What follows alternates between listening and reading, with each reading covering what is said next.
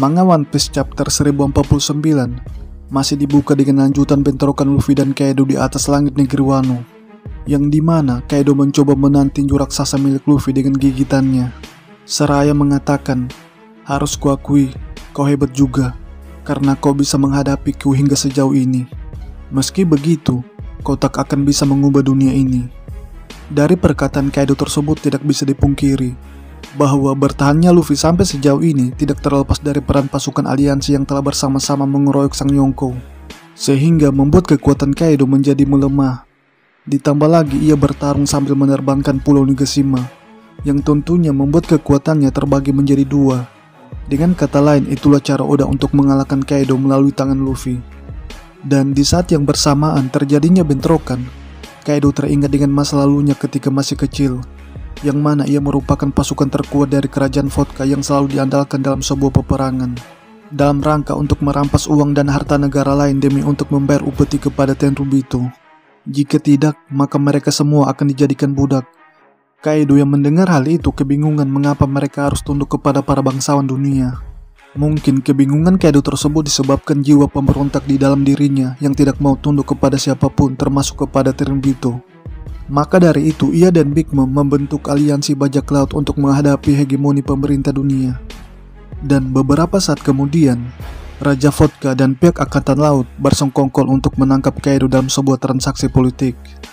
Sebenarnya apa yang dilakukan oleh Angkatan Laut ini bukanlah sebuah hal yang mengejutkan, sebab hal itu juga pernah diperlihatkan dalam flashback Big Mom, di mana Mother Caramel melakukan perdagangan manusia khususnya anak yatim, yang tujuannya untuk menjadikan mereka sebagai pasukan pemerintah dunia, seperti halnya Wakil Admiral John Giant dan para agen Superpol.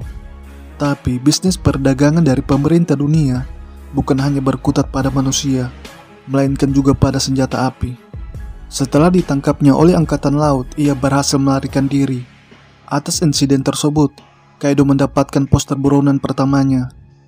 Dari tertangkapnya Kaido terdapat sebuah fakta, bahwa ternyata Kaido sengaja membiarkan Angkatan Laut menangkapnya agar ia bisa makan di dalam kapal Angkatan Laut. Jadi kapal Angkatan Laut di mata Kaido hanyalah sebuah kantin baginya. Beberapa tahun kemudian, ia datang ke Pulau Hachinosu dan bertemu dengan Shirohige yang mengatakan bahwa Rock the Sebek ingin bertemu dengannya, alias ingin mengajak Kaido bergabung di dalam kelompok bajak lautnya. Dan hari itu pun tiba, yang mana terjadi pertarungan besar yang melibatkan antara bajak laut Rocks versus Roger dan Garp yang dimenangkan oleh Angkatan Laut. Namun kekalahan Rock the Sebek di Pulau God Valley tak terlepas dari kru mereka sendiri yang tidak bisa akur satu sama lain, yang bahkan berujung pada saling bunuh sesama mereka. Pasca 10 tahun insiden besar tersebut, Kaido menjadikan negeri Wano sebagai markas besarnya. Dan di saat yang sama, Kaido menyinggung tentang Joy Boy sambil mengatakan kepada King bahwa ia tahu siapa itu Joy Boy, yaitu adalah seseorang yang akan mengalahkannya suatu saat nanti. Jadi bisa dibilang Joy Boy adalah malaikat pencabut nyawa Kaido, sekaligus malaikat penyelamat bagi penduduk negeri Wano yang sudah sejak lama menantikan hari kemerdekaan dari tangan besi Kaido dan Orochi. Kembali ke masa sekarang, Luffy terus berupaya menekan Kaido dengan tinju Dewa Hanumannya. Begitupun juga dengan Kaido dengan jurus naga apinya. Dan di saat mereka berdua lagi adu serangan, Kaido sempat menanyakan kepada Luffy, "Memangnya dunia seperti apa yang ingin kau ciptakan, topi jerami?" Luffy yang mendengar pertanyaan tersebut dengan lantang mengatakan, "Aku akan menciptakan dunia tempat di mana teman-temanku bisa makan hingga perut mereka kenyang." Dan setelah ia memberikan statement yang menggemparkan tersebut, Luffy akhirnya memenangkan adu kekuatan dengan Kaido, sehingga ia dapat melayangkan tinju Hanumannya ke wajah naga Kaido, yang efeknya membuat Sang Yonko jatuh ke bawah dan menembus bagian daratan negeri Wano, dengan kata lain terkubur bagaikan terkena azab yang memang sudah ditakdirkan untuknya. Pertanyaannya, apakah Kaido sudah kalah? Ya, semoga saja, karena memang itu hal yang diharapkan. Mengingat pertarungan keduanya sudah berlangsung lama, yang mana dimulai dari chapter 1000 sampai sekarang. Jadi sudah seharusnya memang Kaido kalah.